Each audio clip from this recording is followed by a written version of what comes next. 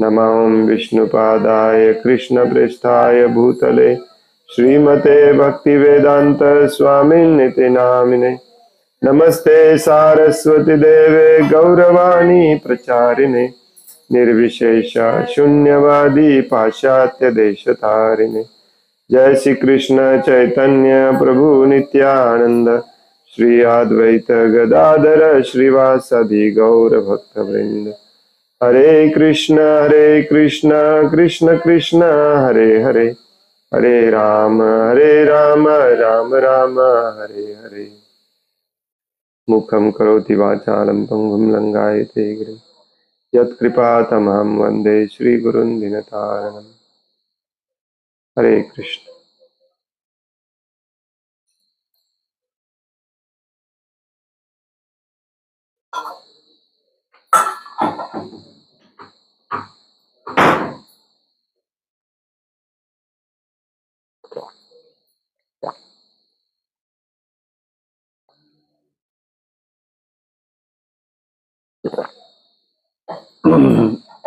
श्रीमद भगवद गीता जशी आहे तशी, भाषांतर आणि तात्पर्य कृष्ण कृपामूर्ती श्री श्रीमद AC भक्तिवेदांत स्वामी प्रभुपाद यांच्याद्वारे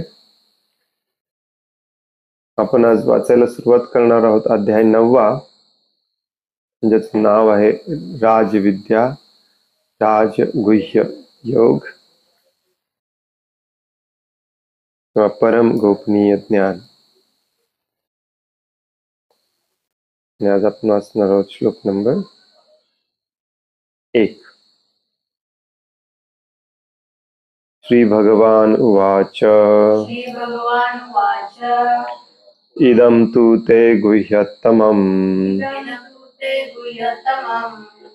प्रवक्ष्याम्य अनुसूयवे।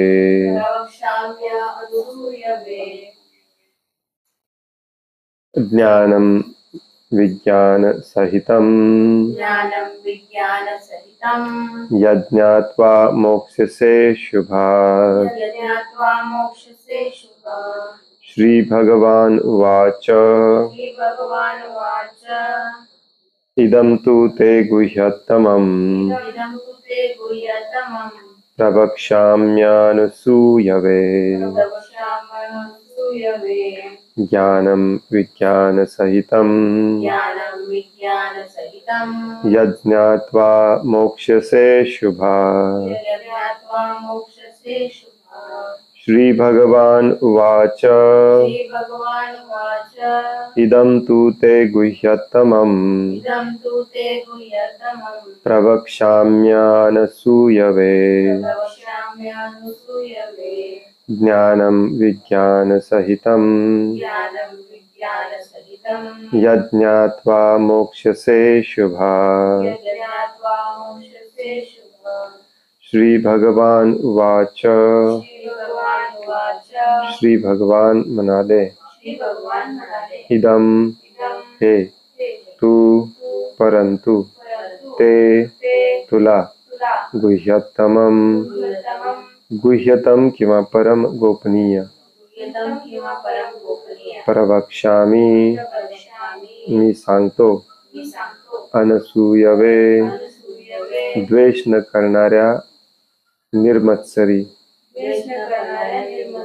ज्ञानम ज्ञान, विज्ञानम साक्षात्कार किंवा अनुभूत ज्ञान, सहितम सहित, यत जे, ज्ञात्वा जाणल्याने, मोक्षसे तू मुक्त होशील, अशुभात भौतिक अस्तित्वातील दुःखांपासून। भाषांतर आहे, श्री भगवान म्हणाले, हे अर्जुना, तू माझा कधीच मत्सर करीत नसल्याने मी तुला हे परम गोपनीय ज्ञान आणि त्याच्या अनुभूतीचे ज्ञान प्रदान करतो, जे जाणल्याने तू भौतिक अस्तित्वातील सर्व दुःखातून मुक्त होशील।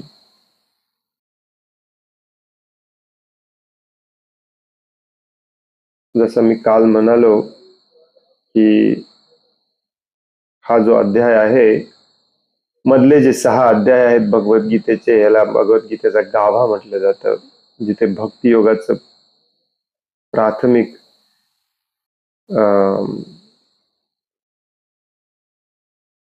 विश्लेषणापासून ते अगदी डीप मध्ये भक्ती योग समजावून सांगितलेला आहे. भगवद्गीतेचे पहिले 6 अध्याय जे आहेत जे ते इंट्रोडक्शन टाईप आहेत, ज्याच्यामध्ये भगवान श्रीकृष्ण सगळ्या विषयांवरती जरा जरा जरा जरा टच करतात, मध्ये मध्ये सांगतात भक्ती योग महत्वाचा आहे, परंतु 7व्या अध्यायापासून खऱ्या अर्थाने भक्ती योग सांगायला सुरुवात करतात. 7वा 8वा अध्याय आपण वाचला आणि भक्ती योग म्हणजे काय, तुम्ही जर रेग्युलरली 7व्या 8व्या अध्यायाला श्रवण केलेलं असेल तर तुमच्या लक्षात आलेलं असेल की भक्ती योग म्हणजे दुसरं तिसरं काही नसून भगवंतांचं वर्चस्व, भगवंतांची महात्म्य, भगवान श्रीकृष्ण आपले स्वामी आहेत आणि आपण सेवक आहोत, आपल्याला त्यांना शरण गेलं पाहिजे हे मान्य करणे, हेच कंटिन्युअसली सांगितलेलं आहे. त्यालाच भक्ती योग म्हणतात.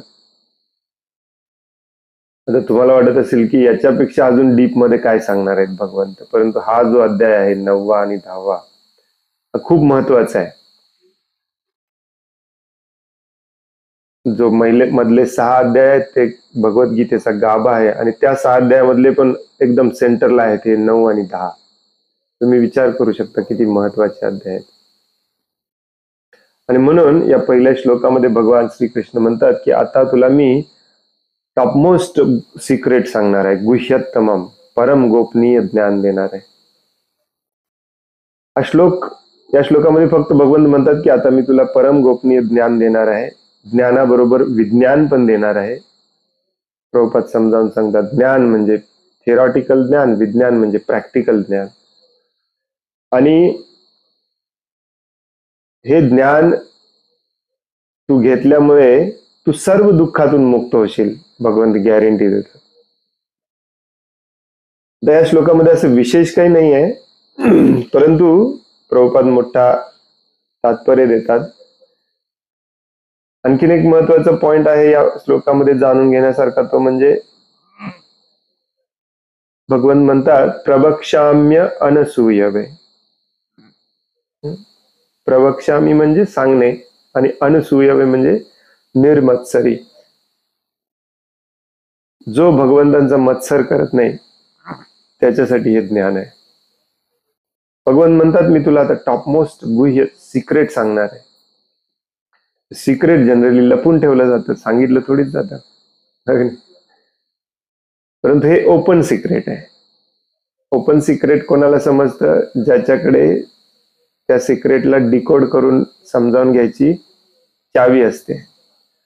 आणि ती चावी या श्लोकातच दिलेली आहे भगवंतांनी, ती म्हणजे तुम्ही अनसूयवे असलं पाहिजे. अनसूय म्हणजे काय, निर्मत्सरी असलं पाहिजे, द्वेष न करणारा असलं पाहिजे. अर्जुनाला भगवंत म्हणतात तू माझा द्वेष कधी करत नाहीस, तू निर्मत्सरी आहेस, म्हणून तुला मी ज्ञान देत आहे. आता हेच ज्ञान असो किंवा कुठलंही ज्ञान असो, या भौतिक जगातलं असो बाहेरचं असो, तर तुमच्या मनामध्ये सांगणाऱ्याबद्दल द्वेष असेल, मत्सर असेल, तर तुम्हाला ते ज्ञान कधीच कळणार नाही. एक कॉमन सेन्स असतो. तेव्हा समोरचा एखादी माहिती, एखादं ज्ञान आपल्याला देत असतो, तेव्हा आपण जेव्हा त्याचा द्वेष करत असतो तेव्हा ज्ञान ऐकतो कमी, त्याला उत्तर कसं द्यायचा विचार करत असतो. त्याच्याशी स्पर्धा कशी करायची, त्याच्याशी तुलना कशी करायची, हे भौतिक जगातलं मेन लक्षण आहे. स्पर्धा करणे, तुलना करणे, सगळेच इथे स्पर्धा करतात एकमेकांशी आणि सगळ्यांनाच जिंकायचं असतं. त्यामुळे एकमेकांचे द्वेषी असतात, मत्सरी असतात. जो व्यक्ती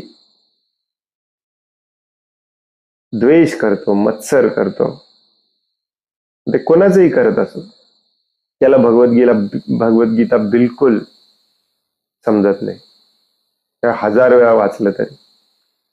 भागवतम देखील, भागवतमच्या पहिल्या अध्यायामध्ये 2ऱ्या श्लोकामध्ये शुकदेव गोस्वामी सांगतात की हे ज्ञान जे आहे ते फक्त निर्मत्सरी माणसासाठी आहे. धर्म प्रोचित कैतवत्र परमो निर्मत्सरानाम सताम. तर ही चावी आहे. ही चावी जोपर्यंत तुमच्या हृदयामध्ये नाही आहे तोपर्यंत तुम्हाला बिलकुल भगवद्गीता समजणार नाही. आणि आता जे भगवान सांगणार आहे ते तर बिलकुल समजणार नाही. आता लिंक थोडीशी मी तुम्हाला सांगतो, काय भानगड काय चाललंय. 7व्या अध्यायामध्ये भगवान श्रीकृष्ण सांगायला सुरुवात करतात की मी महत्वाचा आहे, माझ्या इतका श्रेष्ठ कुणी नाही, माझ्या बरोबरीचा देखील कुणी नाही. जो कुणी मला शरण येतो तो या भौतिक जंजाळातून, या भौतिक दुःखालयातून सुटू शकतो. हा 7व्या अध्यायाचा मेन उपदेश आहे. 7व्या अध्यायाच्या शेवटी मात्र म्हणतात की मला शरण यायचं असेल तर माझं स्मरण केलं पाहिजे, आणि विशेष करून मृत्यू समयी स्मरण केलं पाहिजे. 8व्या अध्यायाचा विषय होता मृत्यू समयी भगवंतांना शरण कसं करायचं, स्मरण कसं करायचं. सॉरी, एका श्लोकामध्ये सांगतात, 8व्या अध्यायाच्या 9व्या श्लोकामध्ये स्मरण कसं करायचं हे देखील सांगितलेलं आहे. आठवते का बघा तुम्हाला, काय काय सांगतात. मनुष्याने परमपुरुषाचे परमपुरुष म्हणून, सर्व ज्ञानी म्हणून,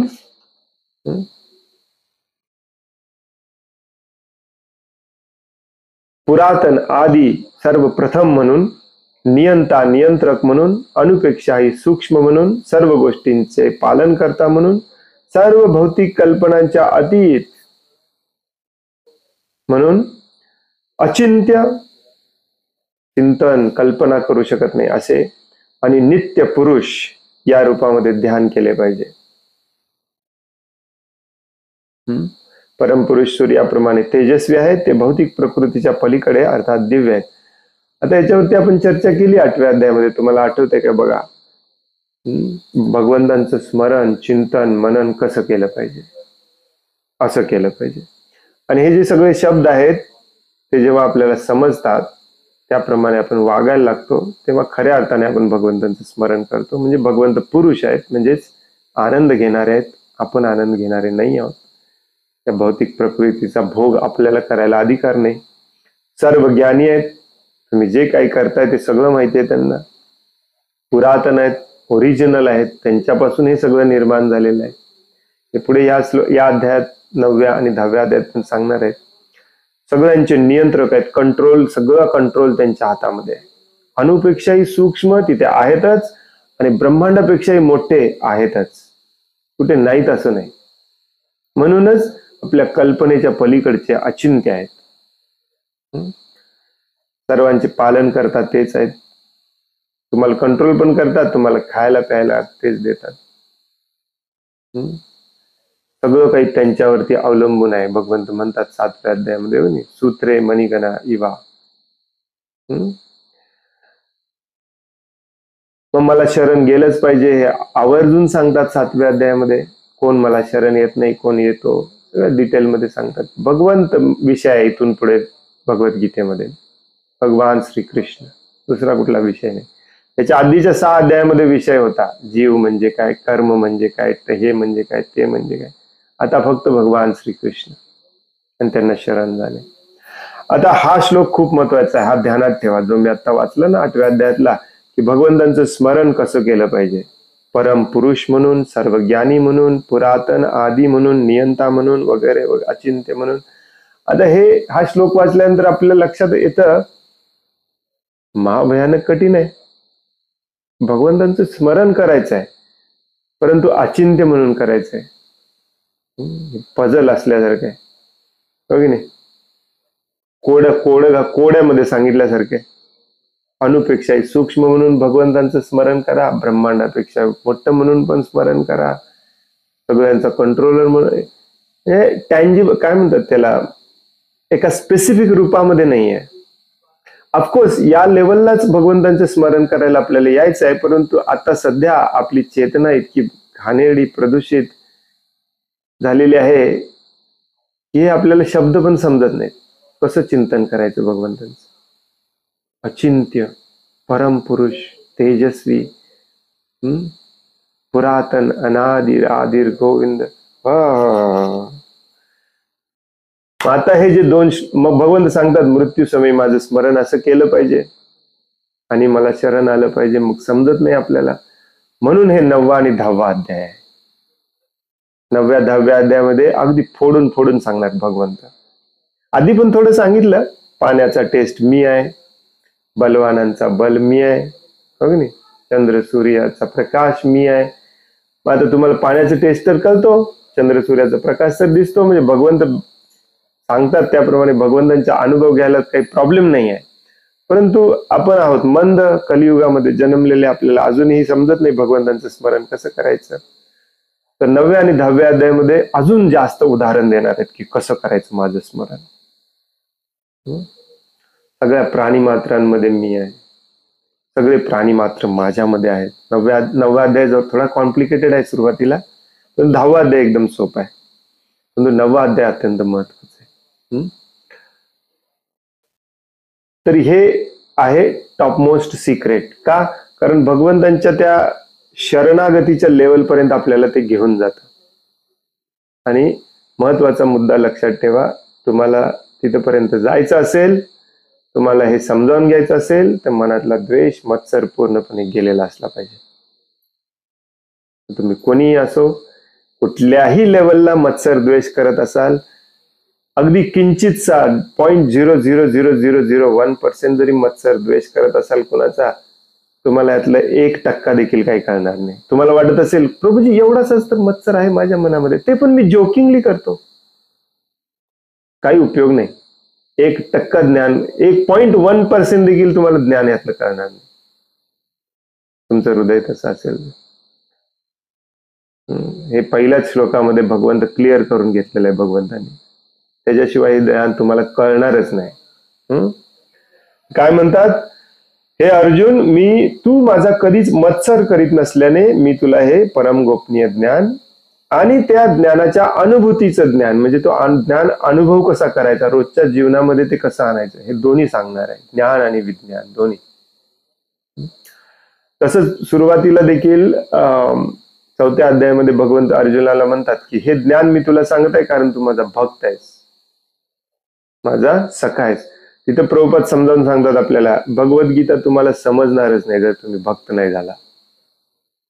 तसंच भगवद्गीतेतला हा 9वा अध्याय आणि अख्खा भगवद्गीता काय, मी म्हणतो तुमच्या शाळेतलं नॉलेज, तुमच्या ऑफिस मधलं नॉलेज, कुठलंच नॉलेज ज्ञान तुम्हाला कधीच कळणार नाही जर तुमच्या मनामध्ये मत्सर असेल.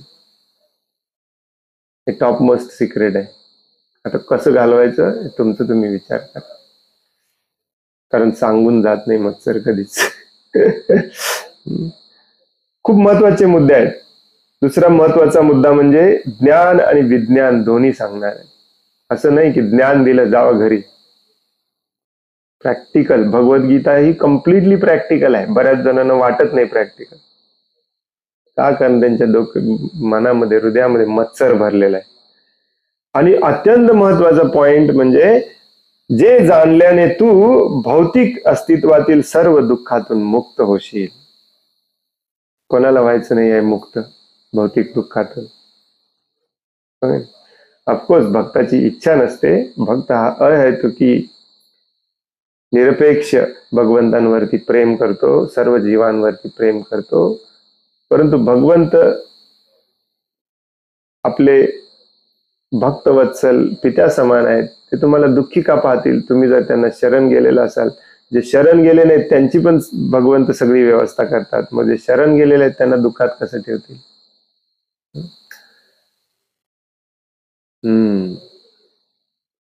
परवा एक प्रभूजींनी फोन केला होता मला, हरे कृष्णा.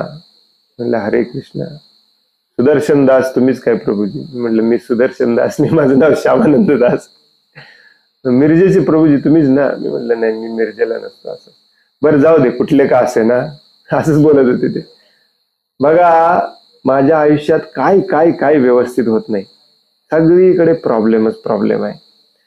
सगळं करून भागलं, मग शेवटी मला कुणीतरी सांगितलं अरे हरे कृष्णामध्ये जावा, हरे कृष्णाचा जप करा म्हणून. मागचे बरेच महिने झाले मी हरे कृष्णाचा जप करतोय.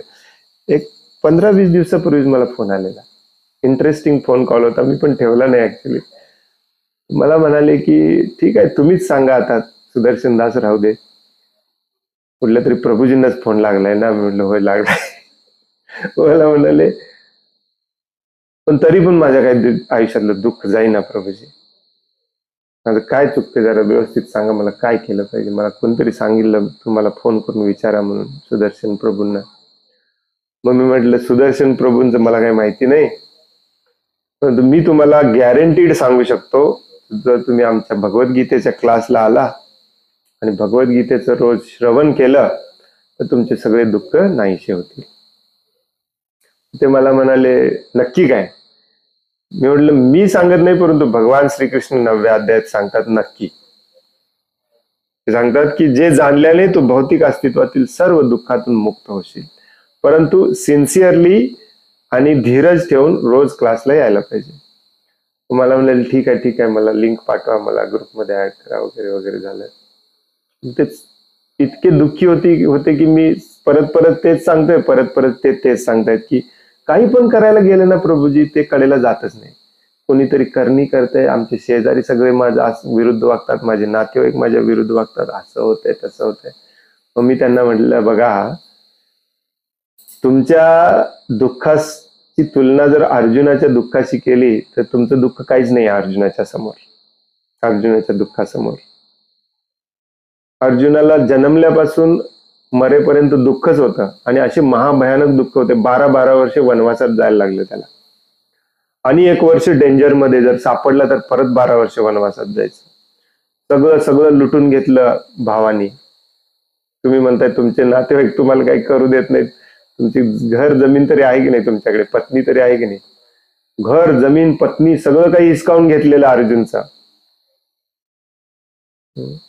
वडील गेले, आणि एवढं सगळं करून भगवान श्रीकृष्ण स्वतः सांगतायत की त्याच्यात त्याला सर्वात प्रिय असलेल्या गुरुला मार, सर्वात प्रिय असलेल्या आजोबाला मार, वडिलांना मार, काकांना मार. आणि तो बिचारा दुःखी होऊन बसलाय, मला काहीच नको, बास आता, वैताग आला या जीवनाचा. 12 वर्ष असं काढले, पत्नीचं असं झालं, घराचं असं झालं, वडिलांचं असं झालं, राज्य गेलं, सगळं करून आता तुम्ही मला माझ्याच माणसानं मारायला सांगता. मला काही करायचं नाहीये, मी साधू होतो, जंगलात जातो, जप करतो, गप जातो भगवत धामामध्ये. या अशा दुःखाचं पर्वतावर पर्वत, पर्वतावर पर्वत, दुःखासमोर दुःख येत असलेल्या व्यक्तीला सगळ्या दुःखाचं समाधान, सगळ्या दुःखाचं सोल्युशन म्हणून भगवान श्रीकृष्णांनी भगवद्गीता सांगितली. तुमच्या दुःखाचं पण सोल्युशन असणार आहे ना याच्यामध्ये, भगवद्गीतेमध्ये, हो की नाही? याच्या समोर तुमचं दुःख काय आहे? 5 मुलं मारली, हो की नाही? सर्वात प्रिय मुलगा मारला गेला, अभिमन्यू. अजून काय? भगवद्गीतेचं ज्ञान अर्जुनाने आत्मसात केलं म्हणून त्या सगळ्या दुःखाला तो सामोरे जाऊ शकला. ही भक्तीची शक्ती असते. दुःख येणार नाही असं नाही. भगवंतांनी दुःखाचं सोल्युशन म्हणून भगवद्गीता सांगितली, आणि भगवद्गीता सांगून झाल्यावरती पण दुःख आली. सगळे मेले, आपल्या त्याच्या बाजूचे सैनिक मेले, सेनापती मेले, मुलं मेली 5 त्याची, जो एकटा राहिलेला तो पण मेला. त्याचा मुलगा जो पोटामध्ये होता उत्तरेच्या, त्याला पण मारायचा प्लॅन केला. किती दुःख, आणि तुम्ही मात्र इथे रडत बसलाय, दुःख दुःख दुःख. भगवान श्रीकृष्णांनी देखील पूर्ण हेच दाखवले की दुःख कुणी या भौतिक जगामध्ये टाळू शकत नाही,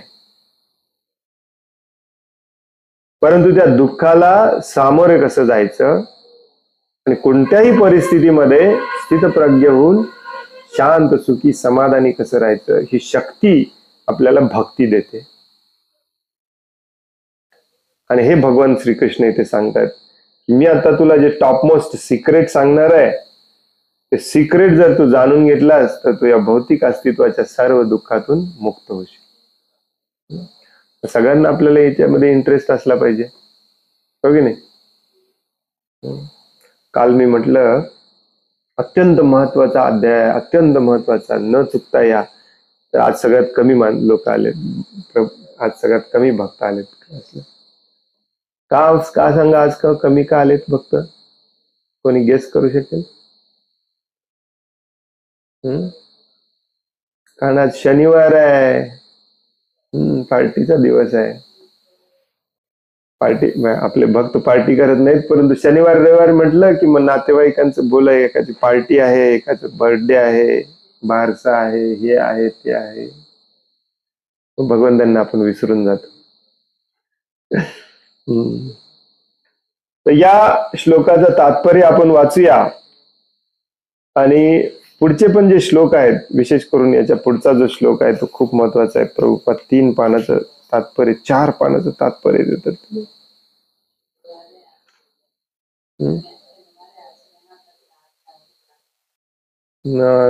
या शनिवार आहे. काही जणांना असं पण वाटलं असेल की शनिवारी जनरली क्लास कॅन्सल केला जातो किंवा 8ला घेतला जातो. एनिवे तात्पर्य कृष्ण कृपामूर्ती श्री श्रीमद एसी भक्ती वेदांत स्वामी प्रभुपाद यांच्याद्वारे श्रील प्रभुपाद की आहे. भक्त जितक्या अधिक प्रमाणात भगवंतांबद्दल श्रवण करतो तितका अधिक तो प्रबुद्ध होतो.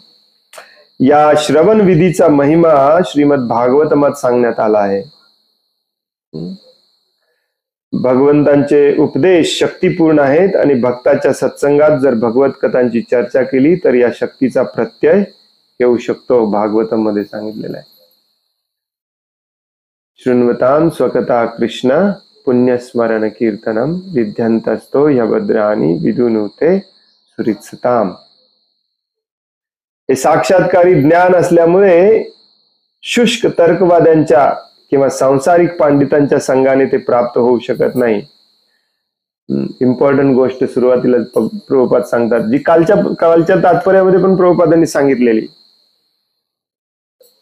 आठवते का बघा तुम्हाला? कालच्या तात्पर्यामध्ये शेवटी प्रभुपादांनी सांगितलेलं, ज्याला भगवद्गीतेवर अल्पशी देखील श्रद्धा आहे त्यांनी भक्तांकडून भगवद्गीतेचे ज्ञान प्राप्त केले पाहिजे, अभक्तांकडून किंवा ढोंगी भक्तांकडून नाही. भक्तांच्या सत्संगामध्ये प्रगती केल्याने मनुष्य भक्तिपूर्ण सेवेमध्ये स्थित होतो. जेव्हा मनुष्य भक्ताचा शोध करतो आणि शेवटी भक्तांची संगती प्राप्त करतो तेव्हाच मनुष्य भगवद्गीता जाणण्यास आणि त्याचे अध्ययन करण्यास सुरुवात करतो. याचंच कंटिन्युएशन थोडस इथे सांगतात की यस, इथे देखील भगवंत सांगतात की मी जे सांगणार आहे ते लक्षपूर्वक ऐका, त्याच्याने तुम्ही भौतिक अस्तित्वाच्या दुःखातून मुक्त व्हाल. प्रभुपाद इथे म्हणतात की ऍक्च्युली भौतिक अस्तित्वातून दुःखातून मुक्त व्हायचं सोल्युशन आहे ते म्हणजे भगवंतांबद्दल श्रवण करणे. आज सकाळी पण भागवतम मध्ये आम्ही हेच वाचत होतो, ऍक्च्युली भगवंतांबद्दल श्रवण करणे. आणि भगवंतांबद्दल श्रवण करणे म्हणजे बऱ्याच लोकांना वाटतं की श्रीमद भागवतमचा 10वा स्कंद उघडायचा किंवा प्रभुपादांचं कृष्ण पुस्तक घ्यायचं आणि लीला वाचायच्या. भगवंतांनी असं केलं, तसं केलं, एका गोपीने असं केलं, एका गोपीने तसं केलं. काही भक्तांनी तर जे शास्त्रात नाहीत असे पण लीला तयार केल्यात आपल्या मनाने. परवा मी एक असंच ऐकत होतो, ऍक्च्युली एक महाराज सांगत होते की 1970-80 मध्ये जेव्हा ते वृंदावनला यायचे तेव्हा त्यांनी ऐकलेलं. ऍक्च्युली सांगत होते की एकदा भगवंतांच्या सगळ्या गोपींमध्ये स्पर्धा लागलेली म्हणे, विशाखा, ललिता सगळे.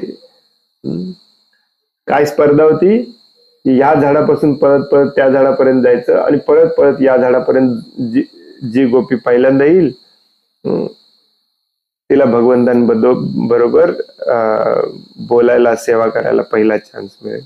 अशा काही पण कथा निर्माण करायच्या स्वतःच्या मनाने, मनगडत कथा. परंतु प्रभुपाद जिथे जिथे सांगतात ना की भगवंतांविषयी श्रवण केलं पाहिजे, भगवंतांविषयी श्रवण केलं पाहिजे, पहिली गोष्ट सांगतात प्रभुपाद ती म्हणजे भगवद्गीता ही भगवंतांबद्दल श्रवण करण्याची पहिली पायरी आहे. जिथे भगवान श्रीकृष्ण स्वतः बोलतायत तिथे तुम्हाला इंटरेस्ट नाही. श्री भगवान वाच, परंतु भगवंतांनी काय काय केलं, कशी आयुष केली, कशी मजा केली, त्यात मात्र तुम्हाला इंटरेस्ट नाही लगेच. मग काही भक्त शिष्ट ॲरोगंट होऊन म्हणतात, प्रभूजी भगवत कथानेच तर आपण शुद्ध भक्त होतो ना, भगवत कथानेच आपण शुद्ध भक्त होतो. परंतु भगवत कथा ह्या इतक्या शुद्ध आहेत की तुमच्या दगडाच्या हृदयामध्ये घुसत नाहीत लवकर. ते दगडाचं हृदय जे आहे ते ठोकून ठोकून सॉफ्ट करावं लागतं, आणि ते ठोकणे म्हणजे भगवद्गीता आहे. हे बऱ्याच जणांना माहिती नाही. म्हणून प्रभुपाद इथे म्हणतात की हे जे साक्षात्कारी ज्ञान आहे हे शुष्क तर्कवाद्यांच्या किंवा सांसारिक पंडितांच्या संघाने प्राप्त होऊ शकत नाही. एखाद्याला सगळे श्लोक पाठ असतील भगवद्गीतेचे, किंवा एखादा परफेक्टली याच्यावरती तर्कवितर्क करण्यामध्ये परफेक्ट असेल, या श्लोकात असं लिहिलं, या श्लोकात असं लिहिलं, हे असं असं आहे, तसं आहे, आत्मा परमात्मा काल कर्म प्रकृती सगळं माहिती आहे, परंतु प्रेम उत्पन्न झालेलं नाहीये मनामध्ये, त्याच्याकडून भगवद्गीता श्रवण करून काय उपयोगाच नाही. भगवद्गीता ही शुद्ध भक्ताकडूनच श्रवण केली जाते. हे पुन्हा पुन्हा प्रभुपाद सांगतात. भक्त हे नित्य भगवत सेवा परायण असतात. मग भक्त कोण? भगवद्गीतेबद्दल चर्चा करत फिरतो तो नव्हे, किंवा भगवद्गीतेच्या रेकॉर्डवर रेकॉर्ड ब्रेक करतो तो नव्हे. आमचे एक प्रभू जे होते Guinness book of world record मध्ये, नाही गिनीज बुक नाही, कुठल्या तरी अशाच वर्ल्ड रेकॉर्ड मध्ये त्यांचे नाव आहे, भगवद्गीतेतले श्लोक न बघता 45 मिनिटात का 75 मिनिटात म्हणाले. असं काय काय उपयोग आहे? भक्त कोण असतो? ज्याच्याकडून आपल्याला भगवद्गीतेचं श्रवण करायचं आहे. भक्त तो असतो जो 24 तास भगवंतांच्या सेवेमध्ये सेवा परायण असतो. कृष्ण भावनेमध्ये युक्त असलेल्या जीवांची मनोवृत्ती आणि प्रामाणिकता भगवंत जाणतात, आणि भक्तांच्या संघामध्ये कृष्ण विज्ञान जाणण्याची बुद्धी त्याला प्रदान करतात. तुमची पण इच्छा असेल ना शुद्ध व्हायची, तर मग तुम्हाला भगवंत शुद्ध भक्त भेटवतात. नसेल तर तुम्हाला बोगस भक्तच भेटवतात. काही काही लोक मनाने खूप चांगले असतात, परंतु चुकीच्या संघामध्ये अडकलेले असतात. मी बघितले बऱ्याचदा, वाईट वाटतो. याचा अर्थ असं नाही की आम्ही खूप चांगले आहोत, आमचा संघ करा, परंतु एक उदाहरण म्हणून सांगतोय मी तुम्हाला. असं अक्षरशः वाईट वाटतं, कारण प्रभुपादांनी सांगितलेलं काही करत नाहीत त्या संघामध्ये. नाही त्यांचा लीडर त्यांना सांगतो, नाही त्यांचे गुरु त्यांना सांगतात, पण बिचारे अडकलेत. कारण प्रभुपादांनी जे सांगितलेलं आहे ना, ते जर तुम्हाला या जन्मामध्ये करायला नाही मिळालं तर तुम्ही शुद्ध भक्त नाही होणार. प्रभुपादांचा संघ केला पाहिजे. मग असे सापडणार कसे आपल्याला? आम्हाला कुठे सापडणार प्रभूजी? प्रभुपाद इथे सांगतात, तुमच्या मनामध्ये जो भाव आहे ना, प्रामाणिकता, आणि तुमची प्रामाणिकता जी आहे ना, ते भगवंत जाणतात, आणि मग भक्तांच्या संघामध्ये कृष्ण विज्ञान जाणण्याची बुद्धी तुम्हाला भगवंत देतात. हे पुढे 10व्या अध्यायात पण सांगणार आहेत. श्रीकृष्ण विषयक चर्चेत अलौकिक सामर्थ्य आहे, आणि जर भाग्यशाली मनुष्याला असा सत्संग प्राप्त झाला व हे ज्ञान त्याने आत्मसात करण्याचा प्रयत्न केला, तर निश्चितच तो आध्यात्मिक साक्षात्कारामध्ये प्रगती करू शकतो. अर्जुनाने आपल्या सामर्थ्यशाली सेवेत अधिकाधिक उन्नती करण्यासाठी त्याला प्रेरणा देण्याकरिता भगवान श्रीकृष्ण आतापर्यंत प्रकट केलेल्या इतर कोणत्याही गोष्टींपैकी अधिक गोपनीय गोष्टीचे वर्णन या 9व्या अध्यायात करणार आहेत. हे सगळं कशाला चाललंय? कांड. अर्जुनाला भगवंतांची सेवा करायची नाही, आणि भगवंत त्याला समजावून सांगतात की माझी सेवा केल्याशिवाय जीवनाला अर्थच नाही. मग अर्जुन अजून तयार झालेला नाही, तर एक एक एक एक एक त्याला ज्ञान देतात, जेणेकरून त्याला युद्ध करण्याचं प्रोत्साहन मिळेल. युद्ध करायचं की नाही हा मुद्दा नाही, युद्ध त्याला करायचं नव्हतं, ती त्याची इंद्रिय तृप्ती होती. भगवान श्रीकृष्ण त्याला समजावून सांगतात युद्ध करायचंय इंद्रिय तृप्तीसाठी नाही, माझ्यासाठी, माझी सेवा म्हणून. तर ह्या ज्ञानामधलं टॉपमोस्ट सिक्रेट जे ज्ञान आहे ते आता या अध्यायामध्ये भगवंत सांगणार आहेत.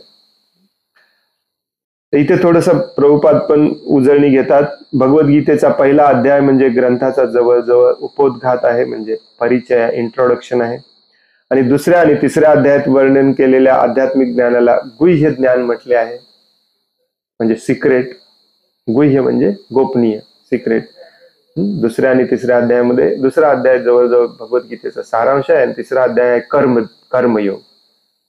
कर्मयोगच आहे करायचा, परंतु त्याच्या मागचं मेन तत्वज्ञान अजून अर्जुनला समजावून सांगितलेलं नाही, कळालेलं नाही. म्हणून त्या दुसऱ्या आणि तिसऱ्या अध्यायामध्ये दिलेल्या ज्ञानाला गुह्य ज्ञान म्हटलेलं आहे, सिक्रेट. 7व्या आणि 8व्या अध्यायात चर्चा केलेले विषय हे विशेष करून भक्तांशी संबंधित आहेत. डायरेक्ट मुद्द्याला हात घातला 7व्या 8व्या अध्यायात. मला, मी, म्हणून हे विषय मनुष्याला कृष्ण भावनेमध्ये प्रबुद्ध बनवतात. खरी भक्ती काय असते समजावून सांगतात. म्हणून यांना गुह्यतर ज्ञान म्हटलेलं आहे. म्हणजे मोर सिक्रेट, सिक्रेट मोर सिक्रेट, गुह्य गुह्यतर. आणि आता 9व्या अध्यायात सांगितलेलं त्याला काय म्हटलेलं आहे श्लोकामध्ये भगवंतांनी? गुह्यतमम. इंग्लिश मध्ये मराठीमध्ये वगैरे 3 लेवल असतात, गुड, बेटर, बेस्ट. तसं संस्कृत मध्ये 4 लेवल असतात, गुह्य, गुह्यतर, गुह्यतम, गुह्यतमम. या अध्यायात जे आहे ते गुह्यतमम आहे. परंतु 9व्या अध्यायात अनन्य विशुद्ध भक्तीचे निरूपण करण्यात आलेले आहे. बस दुसरं काही नाही. 9व्या अध्यायात जे सांगितलंय ते अनन्य विशुद्ध शुद्ध आणि अनन्य रूपामध्ये जी भक्ती आहे ते सांगण्यात आलेलं आहे. म्हणून या ज्ञानाला परम गोपनीय ज्ञान असे म्हटले आहे.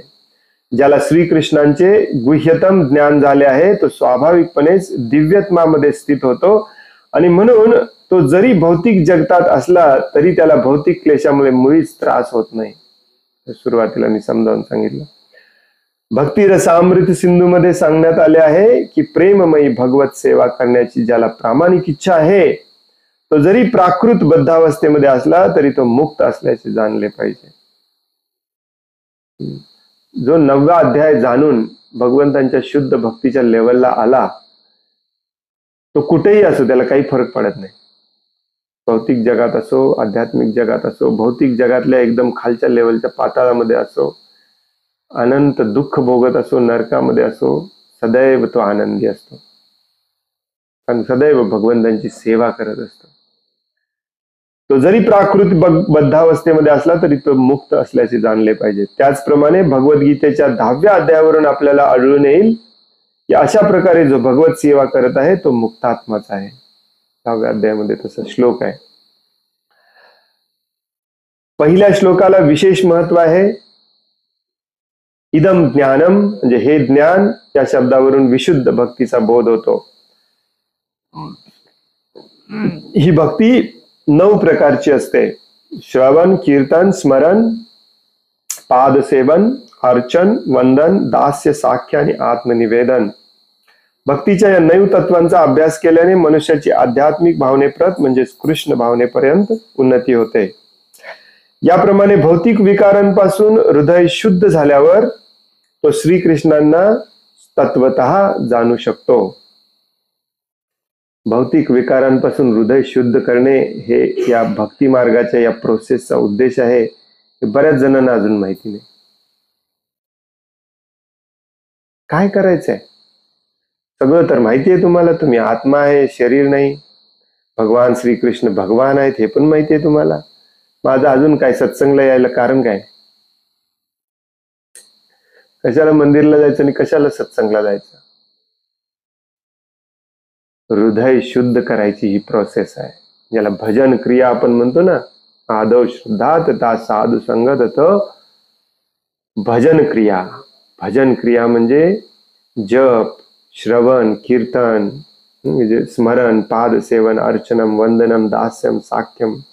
भजन, भजनचा अर्थच असतो सेवा. भक्तांच्या संघामध्ये सेवा अधिकाधिक कशी वाढवायची आणि सेवेतला जो भाव आहे तो अधिकाधिक अहेतुकी कसा करायचा, हे रोज रोज रोज रोज येऊन हॅमरिंग करून करून करून हातोडा मारून मारून मारून हृदयातला घासून घासून घासून हृदयातले सगळे हे विकार जे आहेत ते घालवून हृदय शुद्ध करायचं, स्वच्छ करायचं. ही भक्तीची प्रोसेस असते. हे वाक्य किती डेंजरस आहे बघा. प्रभुपाद काय म्हणतात? या प्रकारे भौतिक विकारांपासून हृदय शुद्ध झाल्यावर तो श्रीकृष्णांना तत्वता जाणू शकतो. तोपर्यंत तुम्ही जाणूच शकत नाही. तोपर्यंत फक्त प्रक्रिया हीच चालू आहे भगवंतांची सेवा करण्यासाठी. शुद्ध कसं व्हायचं? शुद्ध झाल्यावर मग भगवंत समजतात तुम्हाला. जीव हा प्राकृत नाही, केवळ हे जाणणे पुरेसे नसते. प्रभुपादांचं वाक्य बऱ्याच जणांना ना असं वाटतं की श्यामानंद प्रभूंनी कुठेतरी स्वतःच्या मनाने काढलेलं आहे सगळं. प्रभुपाद ते स्पष्ट लिहितात, जीव हा प्राकृत नाही म्हणजे आपण या भौतिक जगातले नाही, आपण आत्मा आहोत, भगवंतांचा अंश आहोत. हे परफेक्टली जरी तुम्हाला मान्य असलं तरी काही उपयोग नाही त्याचा. कारण हृदय अजून घाणेरड्या व प्रदूषणाने भरलेलं आहे. स्वार्थ, द्वेष, मत्सर, सगळ्याचा रूट असतो मत्सर. अनसूयवे म्हणून सांगितलंय तर जीव हा प्राकृत नाही, केवळ हे जाणणे पुरेसे नाही. असंच एका एका तात्पर्यामध्ये प्रभुपाद म्हणतात, तुम्ही आत्मा आहात, शरीर नाही, हे जाणणं काही उपयोगाचं नाही, हे जाणून काही फायदा नाही. हे सगळ्यांना माहिती आहे, जवळजवळ सगळ्यांना माहिती आहे, हिंदू असो मुस्लिम असो लोकांना माहिती आहे. तर आध्यात्मिक अनुभूतीचा तो प्रारंभ असू शकेल, सुरुवात आहे जाणणे की मी आत्मा आहे वगैरे वगैरे. परंतु मनुष्याने शारीरिक कर्म आणि आत्मज्ञानी व्यक्तीचे आध्यात्मिक कर्म त्यातील भेद जाणला पाहिजे. करायचं काय? तुम्ही आत्मा आहे ठीक आहे, परंतु आत्मा आहे तर तुमचं काम काय आहे हे जाणून ते काम करणे, त्याला म्हणतात भक्तीच्या मार्गावरती येणे. मग भगवंत तुम्हाला कळतात, मग पुढची जर्नी, पुढचा प्रवास सुरू होतो. ती सुरुवात असते. यापूर्वीच 7व्या अध्यायामध्ये आपण भगवंतांची ऐश्वर्य शक्ती, त्यांच्या विविध शक्ती, परा अपरा प्रकृती, तसेच त्यांची सारी भौतिक अभिव्यक्ती याबद्दल चर्चा केलेली आहे. भगवंतांनी सगळं सांगितलेलं आहे. माझी पराशक्ती आहे, अपराशक्ती, अपरायम, भूमी अपो नल वायू खम मनो बुद्धी रे बच्चा अहंकार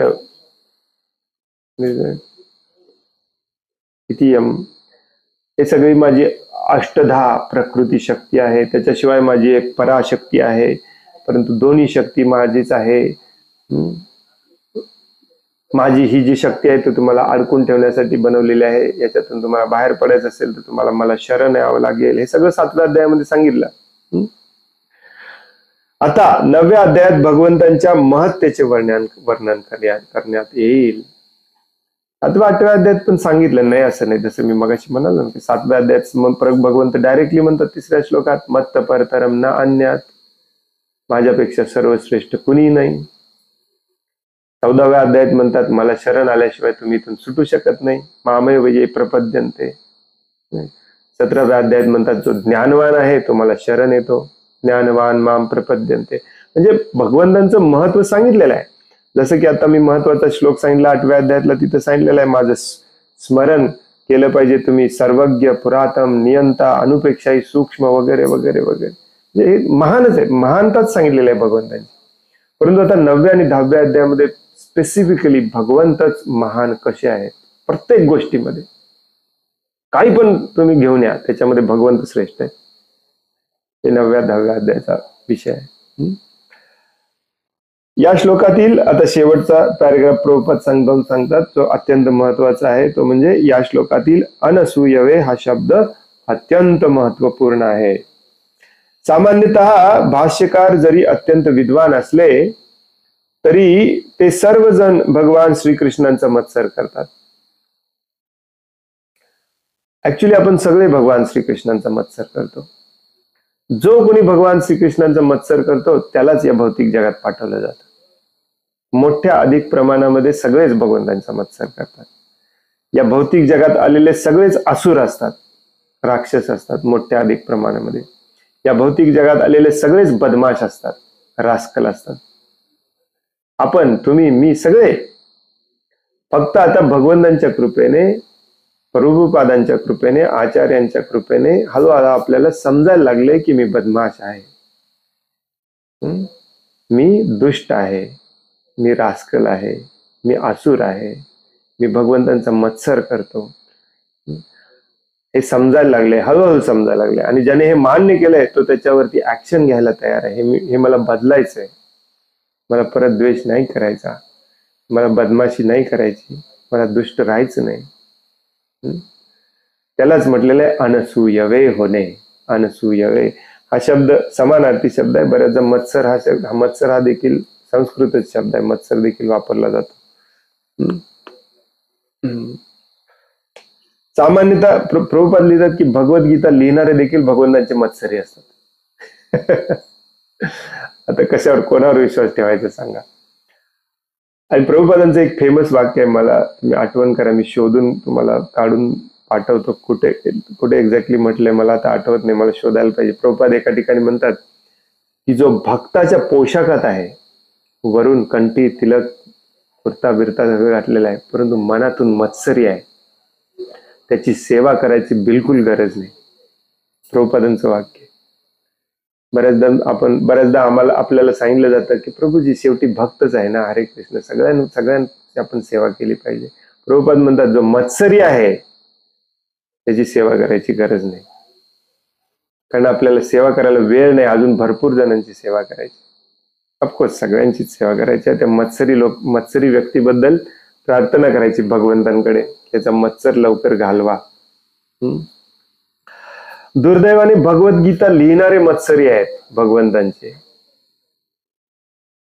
आणि मग तुमच्या हातात असली भगवद्गीता पडली तर मग काय खरं नाही तुमचं, तुम्ही पण मत्सरी होणार. मोठ्या मोठ्या अतिशय निष्णात विद्वानांनी सुद्धा भगवद्गीतेवर चुकीचे भाष्य केले आहे. ते श्रीकृष्णांचा मत्सर करीत असल्यामुळे त्यांची भाष्य निरुपयोगी आहेत, युजलेस आहेत. प्रभुपाद नेहमी उदाहरण द्यायचे. कोणाचं? डॉक्टर राधाकृष्णन, भारताचे राष्ट्रपती होते ते. राधाकृष्णनच, डॉक्टर राधा. या प्रभुपादांच्याकडे त्या डॉक्टर राधाकृष्णनांच्या भगवद्गीतेची कॉपी होती ऍक्च्युली. मी परवा वाचलं त्या पुस्तकामध्ये. तर जेव्हा प्रभुपादांची भगवद्गीता प्रिंट केली नव्हती ना, तर प्रभुपाद कधी कधी ती भगवद्गीता घेऊन यायचे आणि सांगायचे, बघा मूर्ख, किती मूर्ख, काय मूर्ख लिहिलंय या मूर्खाने, कसं मूर्खपणाने लिहिलंय सगळं. सर्व धर्मान परित्यज्य माम एकम शरणम व्रज, सगळे सगळे सगळे धर्म सोडून द्या, फक्त मला शरण या. तर त्याच्या तात्पर्यामध्ये ते डॉक्टर राधाकृष्ण लिहितात, जो अर्जुनच्या समोर असलेल्या कृष्णाला शरण जायचं नाहीये, तर तुमच्यामध्ये असलेल्या भगवानला तुम्हाला शरण जायचं. तुमच्यामध्ये असलेल्या भगवानला तुम्हीच कसे शरण जाणार?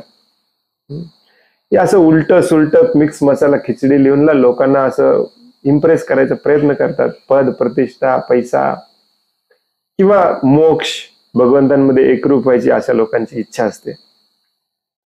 तर प्रभुपाद म्हणतात असले सगळे भाष्य निरुपयोगी आहेत.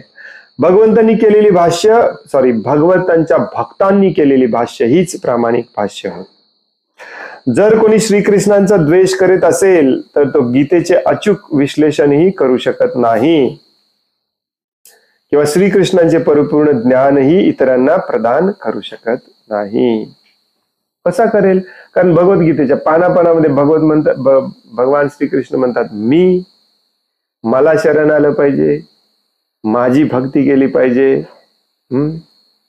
9व्या अध्याय तर खूप येणार आहे. 9व्या अध्यायाच्या शेवटच्या श्लोकात भगवंत म्हणतात, मला वंदन करा, माझे भक्त व्हा, माझी सेवा करा, मला दंडवत करा, हो की नाही, माझं सदैव चिंतन करा, मनमना भव मद भक्त मध्य आजीव नमस्कुरु. मग जो मत्सरी आहे तो या सगळ्याचा अर्थ उलटा काढणार.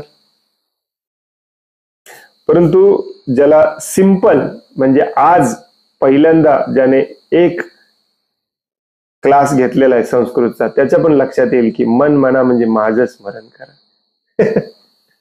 हो की नाही? मध्याजी म्हणजे माझी पूजा करा. कुणीही सांगू शकते. माम एकम, मला फक्त आणि फक्त मला एक फक्त मला शरण आलं पाहिजे. परंतु हा अध्यात्माचा विषय असा आहे ना की तो जेवढे तुम्ही इंद्रिय तृप्तीमध्ये आसक्त असणार तेवढे तुम्ही भुलणार.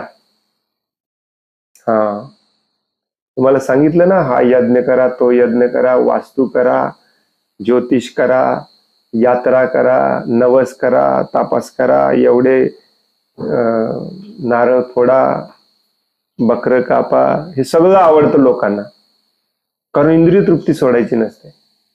खरा अध्यात्म तुम्हाला सगळं सोडायला सांगणार आहे. हे पटत नाही, मग आपण अशा भक्तांकडे, अशा गुरुकडे जातो जो भगवंतांचा मत्सरी आहे. तो तुम्हाला कसं भगवंतांचा भक्त बनवणार? तो तुम्हाला मत्सरीच बनवणार, मत्सरी बनायचंच ट्रेनिंग देणार.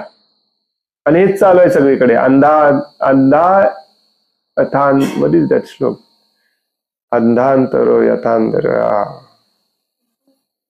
उपनियमान, अंधा यथांतर उपनियमान. एक अंधळा आहे तो बाकीच्या आंधळ्यांना घेऊन चाललाय, चला मी तुम्हाला वाट दाखवतो म्हणून.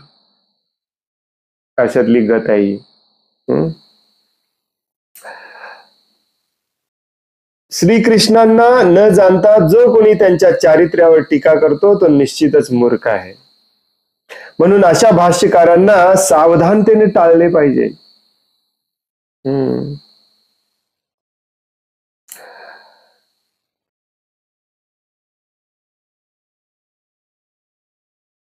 श्रीकृष्ण हेच भगवंत आणि विशुद्ध व दिव्य पुरुष आहेत हे जो जाणतो त्याला या अध्यायापासून अत्यंत लाभ होईल. आता तुम्हाला असं वाटेल की प्रभूजी आमचे सगळे भक्त तर आम्हाला श्रीकृष्णच सांगतात, श्रीकृष्णानंच शरण जायला सांगतात, श्रीकृष्णाचाच जप करायला सांगतात. परंतु बरेचसे लोक ना आतून भगवंतांचा द्वेष करत असतात. तर प्रभुपाद हे समजावून सांगतात की जर तुम्हाला श्रीकृष्णांबद्दल द्वेष नसेल तर तुम्हाला या जगातल्या कुठल्याही जीवाबद्दल द्वेष नसला पाहिजे. जर तुम्ही तुमच्या गुरुबंधूचा द्वेष करत असाल, तुमच्या शेजारच्या भक्ताचा द्वेष करत असाल, का? कारण तो आला की माझं राज्य बरकावून घेणार. तुम्ही अशा प्रकारचं पॉलिटिक्स करत असाल, दुसऱ्या जीवांबद्दल बिलकुल प्रेम नाही, जसं भगवान कपिल देव रिपीटेडली सांगतात, ध्रुव महाराजांना देखील नारद मुनींनी रिपीटेडली सांगितलं की सगळ्या जीवांवरती प्रेम करायला शिकलास तर तू भगवंतांचा भक्त होणार. झाडं तोडतो किंवा तोडायला लावतो, नद्या घाणेरड्या करतो, पण व्यासासनावरती येऊन बसून सांगतो हरे कृष्ण महामंत्राचा जप करा, तो मत्सरीच आहे. अशाकडून पण आपण भगवद्गीता श्रवण केली नसली पाहिजे, भागवतम श्रवण केलं नसलं पाहिजे. अशा व्यक्तीला पण आपण टाळलं पाहिजे पूर्णपणे. प्रभुपाद इथे स्पष्टपणे सांगतात, जो कोणी भगवान श्रीकृष्णांचा द्वेष करीत असेल तर तो भगवद्गीतेचे अचूक विश्लेषण करू शकणार नाही. भगवद्गीतेत पहिल्या अध्यायात सांगितलंय हे श्राद्ध बिद्ध काही करू नका, परंतु व्यासासनावर बसून हा तुम्हाला सांगतो श्राद्ध करा, पितृपक्ष करा. भगवद्गीता उघडत पण नाही. हे सगळे द्वेषी आहेत, सगळे मत्सरी आहेत. फक्त मत्सर द्वेष तुम्हाला दाखवून देत नाहीत. कारण तुम्हाला जर सांगितलं मी प्रभुपादांचा द्वेष करतो, मी भगवान श्रीकृष्णांचा द्वेष करतो, तर तुम्ही पळून जाल. तुम्ही टिकून राहावं म्हणून फक्त सोंग ढोंग करायचा, मी प्रभुपादांचा जय जयकार करतो. प्रभुपादांचं बिलकुल एक आदेश मानायचं नाही. हे पण सगळे द्वेषीच आहेत, मत्सरीच आहेत. त्यांना पण आपण श्रवण केलं नसलं पाहिजे, पूर्णपणे टाळलं पाहिजे. तर इथे हा तात्पर्य संपतो. आपला टाइम पण होऊन गेलेला आहे. तसं विशेष काही नव्हतं या श्लोकामध्ये, परंतु हा महत्वाचा मुद्दा होता की हा अध्याय असो किंवा हे संपूर्ण भगवद्गीता असो, भागवतम असो किंवा कोणतंही ज्ञान असो, मनात मत्सर असेल, द्वेष असेल, बिलकुल तुम्हाला तुमच्या हृदयाला शिवणार पण नाही. याची गॅरंटी मी देतो. मला स्वतःला हा अनुभव आहे. मी स्वतः हे पाहिलेलं आहे बऱ्याच जणांना माझ्या डोळ्यासमोर.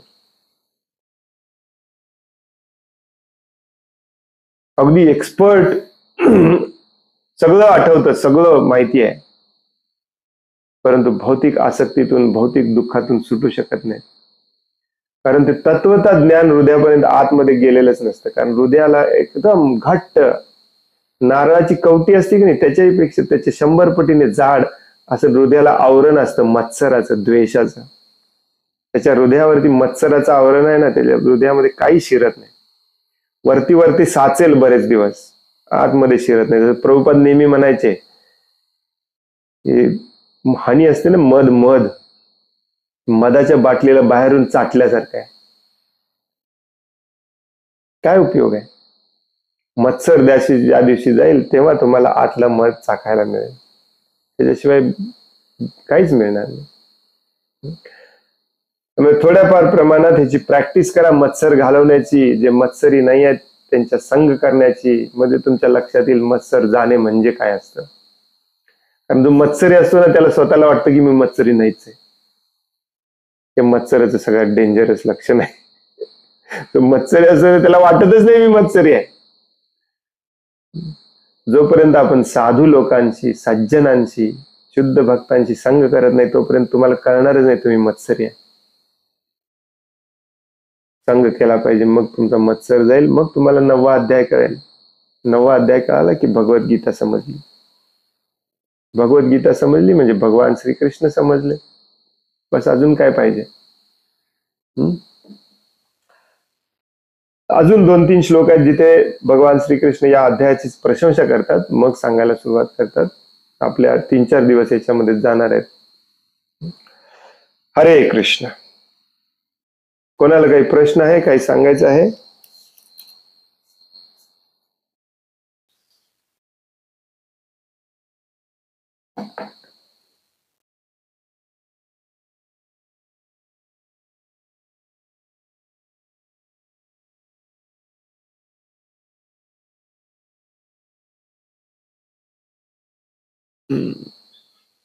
हरे कृष्ण दंडवत प्रणाम. हरे कृष्ण दंडवत प्रणाम. प्रभूजी, माझे एक प्रश्न असे आहे की आपल्या परिवारामध्ये किंवा कोणी नातेवाईकामध्ये कोणी अशा ज्येष्ठ व्यक्ती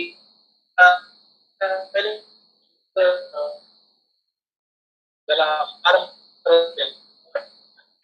कशी जोडलेले असतात, तो जास्त काही प्रभूजी ते विकत आणणार. हरिबोल हरिबोल हरिबोल. हरे कृष्ण. प्रभूजी ऐकू येत नाही, मध्ये मध्ये कट होते. जरा रेंज कुठे चांगली आहे तिथे तिथे जावा. कटच झालं. आता येते. हा येस प्रभूजी. प्रभूजी, कधी कधी म्हणजे आपल्या परिवारामध्ये किंवा आपल्या नातेवाईकामध्ये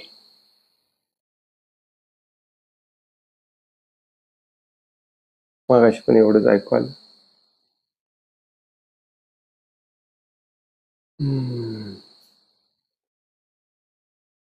त्या प्रकारे पुस्तकांचा ते संग्रह केलेला असतो, त्यांनी ते वाचलेले असतात आणि त्याच्याशी त्यांची आसक्ती असते. आपण सांगतो त्यांना हे भगवद्गीता वाचा, प्रभुपादांची त्याच्यामध्ये फरक आहे, पण ते समजून घेत नाही.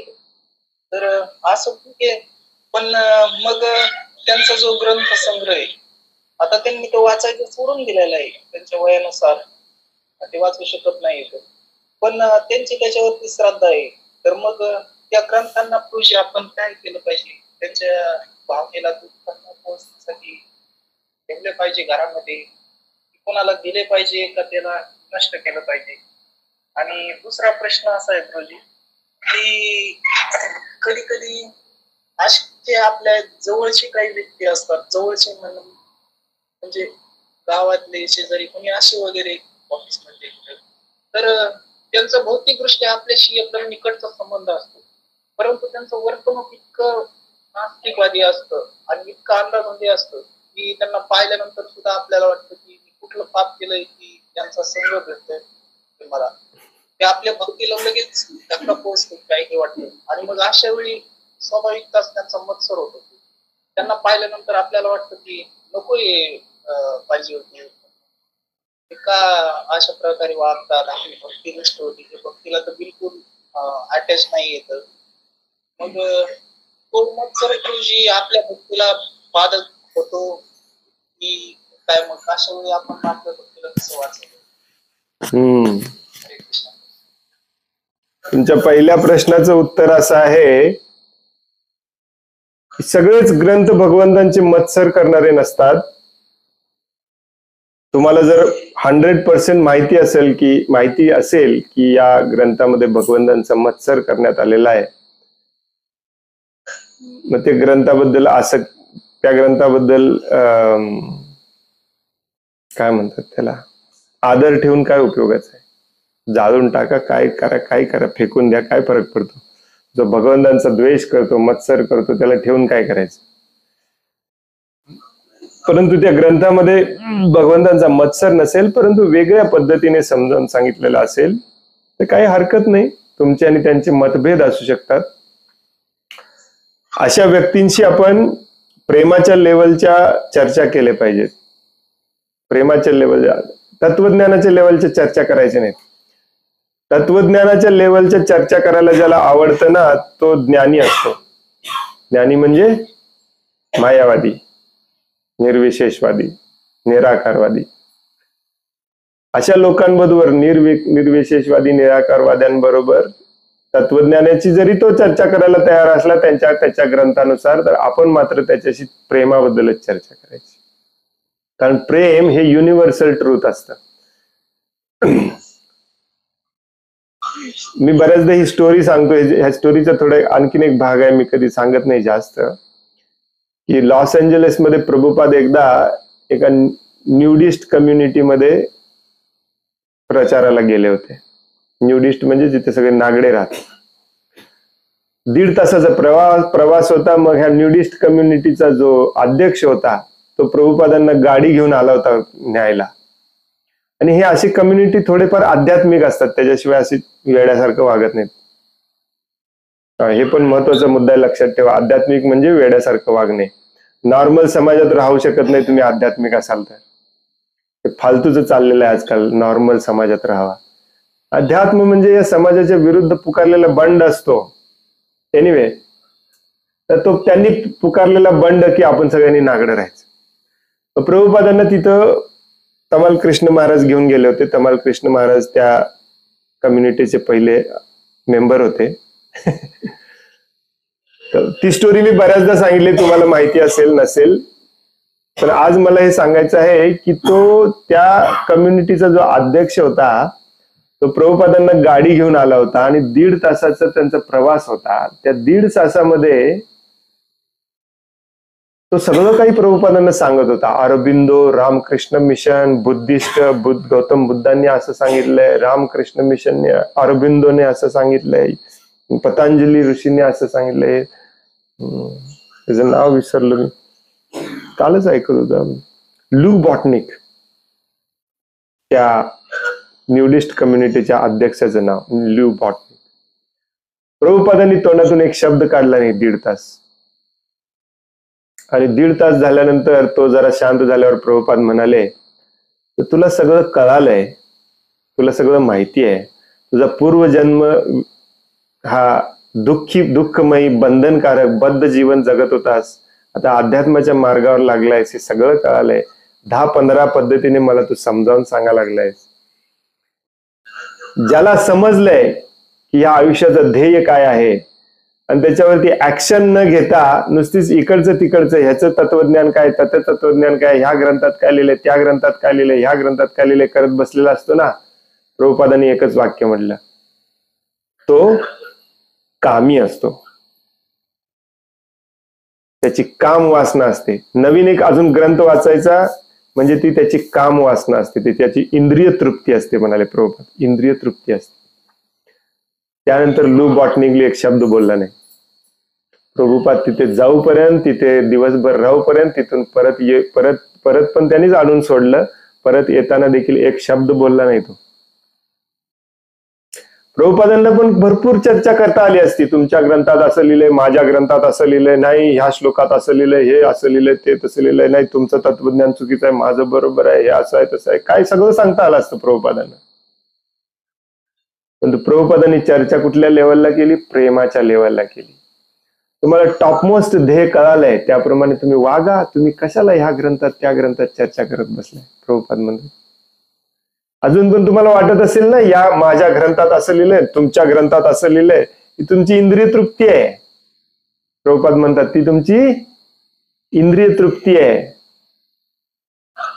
इथे पण खूप लोक भांडतात, वारकरी आहे, आम्ही वारकरी आहे, आम्ही ह्या संप्रदायातले आहे, आम्ही नाथ संप्रदायातले आहे, तुम्ही इस्कॉन वाले आहे, तुम्ही हरे कृष्ण वाले आहे. अरे कुठले का असेल, तुला प्रेम म्हणजे कळालं तर बास ना, हो की नाही?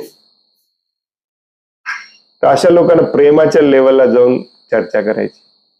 बरेचदा आमचे बरेचसे प्रभूजी भागवतम मध्ये वगैरे कठोर एक दिवस ऐकल्यावरती म्हणतात, प्रभूजी माताजींना कसं समजावून सांगायचं? काही काही माताजी विचारतात, प्रभूजी हे सगळं प्रभूजींना कसं समजावून सांगायचं? मी त्यांना हेच उत्तर देतो, प्रेमाच्या लेवलला जाऊन सांगायचं. कुठल्या आईला पटणार नाही सांगा, हे तुझा मुलगा आहे तर तू त्याला प्लास्टिक खायला घालतेस. हे अध्यात्म आहे. हे तुम्हाला अजून कळालं नाही, हे अध्यात्म आहे. तुम्ही अध्यात्मवादी, भगवान श्रीकृष्णांचे भक्त, प्लास्टिक खाताच कसं आणि दुसऱ्याला खाऊ घालताच कसं?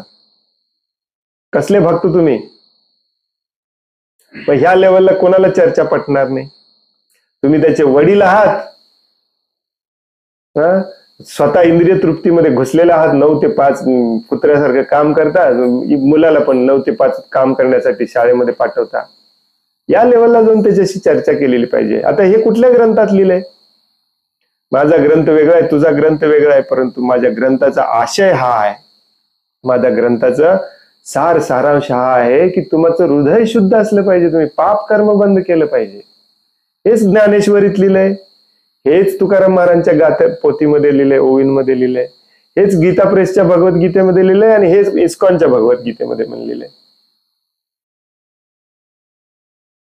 तुम्ही नुसतं श्लोक पाठ करून काय उपयोगाचं नाही.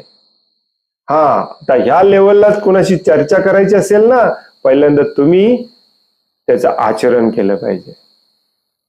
त्यालाच आजच्या तात्पर्यामध्ये आपण वाचलं, हृदय शुद्ध करण्याची ही प्रोसेस आहे. बरेचसे प्रभूजी मला सांगतात, माताजींना पटतच नाही, काय करायचं, आमच्या पत्नीला पटतच नाही, काय करायचं, आमच्या पत्नीला पटतच नाही, काय करायचं. मी त्याला म्हणतो, तुम्ही कशाला पत्नीला भगवद्गीता सांगायला लागलाय? पत्नीला सांगा की तिच्या मनामध्ये प्रेम असेल तर प्रेमाने वाग. प्रेमाने वागणे म्हणजेच मुलांना कुरकुरे मुरमुरे केमिकल वाले आणून न देणे. यात काय, ह्याला तर प्रेम म्हणतात. मग आता प्रभुपादांनी पण तेच सांगितलंय. भगवान श्रीकृष्णांना स्वतःच्या मनांमध्ये प्रेम उत्पन्न करून स्वतःच्या किचन मध्ये बनवून जे भोग दाखवत नाही ते तुम्ही तेच खाल्लं पाहिजे, दुसरं काही खाल्लं नसलं पाहिजे. आता हे समजावून सांगायला गेलं ना पत्नीला, पत्नीमध्ये कोण प्रभुपाद तुमचे? आज काल रविशंकर म्हणत होता, आज प्रभुपाद म्हणता, उद्या जग्गी वसुदेव म्हणाल, तुम्ही रोज बदलता, तुमचं ऐकत बसायचं काय? पण तुम्ही जर तिला असं सांगितलं ना, तू आई आहेस, ते कुरकुरे त्याला आग लावली तर त्याच्यातनं थेंब थेंब टप टप प्लास्टिक पडते, ते मुलाला खायला घालतेस, तुला लाज वाटते का? मग तिच्या डोक्यात प्रकाश पडतो. ग्रंथ म्हणजे आपल्याला समजलं नाही, आपण ग्रंथाची चर्चा करतो. प्रॉब्लेम इथे आहे. आता जसं मी सुरुवातीला म्हटलं की एखाद्या ग्रंथामध्ये असं लिहिलेलं असेल की भगवान श्रीकृष्ण भगवान नाहीत, त्यांना शरण जायची काही गरज नाही, ते मात्र घ्या, सरळ सरळ त्याला आग लावा, तुम्हाला काय फुल परवानगी आहे. परंतु अध्यात्माचा विषय हा गंभीर असतो. प्रत्येक ग्रंथामध्ये त्याच पद्धतीने समजावून सांगितलेला. उपनिषदामध्ये तुम्हाला कुठेच भगवान श्रीकृष्ण सापडणार नाही, ते पण ग्रंथच आहेत. परंतु एखाद्याला भौतिक बंधनातून सोडवायचं असेल, भौतिक जगातल्या आसक्तीतून बाहेर काढायचं असेल, तर प्रेम म्हणजे काय असतं, भावना म्हणजे काय असतात हे समजावून सांगितलं पाहिजे. त्या लेवलला त्याला आणलं पाहिजे. आणि हे करणे म्हणजे ही आपली सेवा आहे त्या जीवाच्या प्रती. मग ते तुमचे आई वडील असोत, पती पत्नी असोत, मित्र असोत, शेजारचे भावकीतले असोत, घरातले असोत, ऑफिस मधले असोत, त्यांच्याशी तुम्ही ही चर्चा केली पाहिजे. हीच भगवंतांची सेवा आहे. असे लोक तुमच्या सत्संगला येतील हळूहळू. दुसरा प्रश्न काय होता?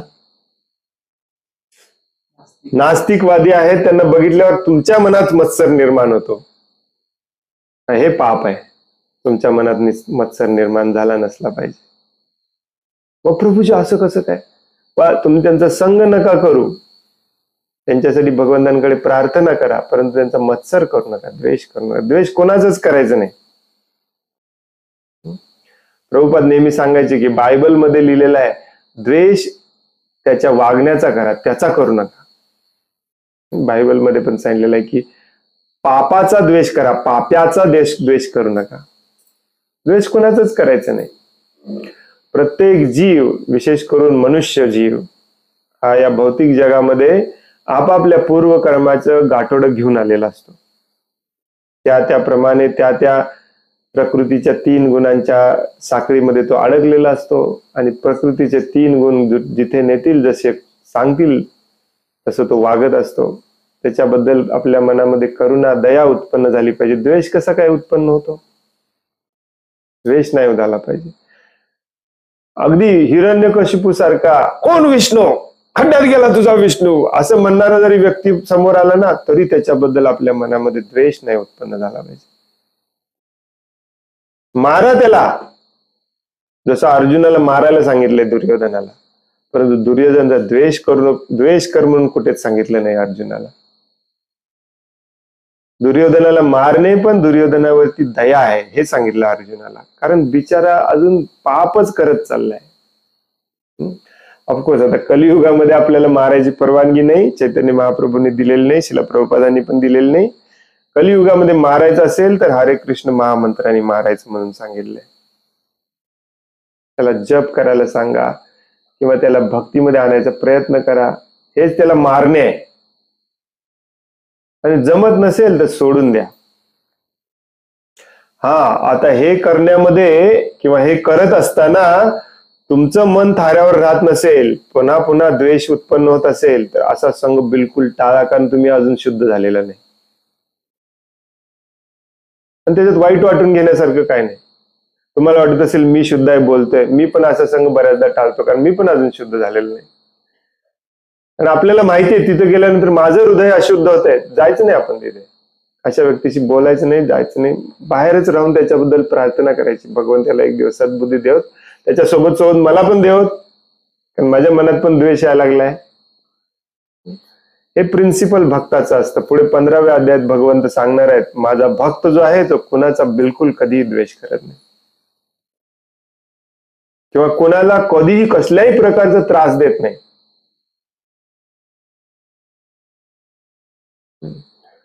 मग ते प्रभूजी आमच्या बरोबर असे वागतात, भर मीटिंग मध्ये शिव्या देऊन गेले, तिलक लावून शिव्या देतात, ते काय प्रभूजी आहेत काय? ते बिचारा अडकलाय, अजून प्रार्थना करा त्याच्याबद्दल. बिचारा अडकलाय, प्रभुपादांची दया कृपा होऊन देखील अडकलाय, कधी सुटणार? आपल्याला तळमळ वाटली पाहिजे मनामध्ये. असे भाव विकसित करा, तुमची प्रगती फास्ट होईल.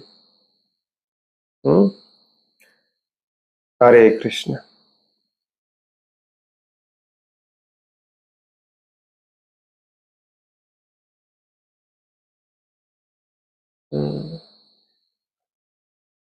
आणखीन कोणाला काही प्रश्न आहे, काही सांगायचं आहे?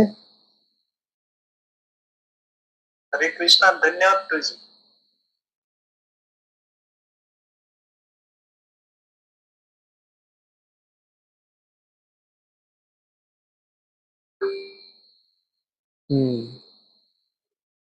यस प्रभूजी.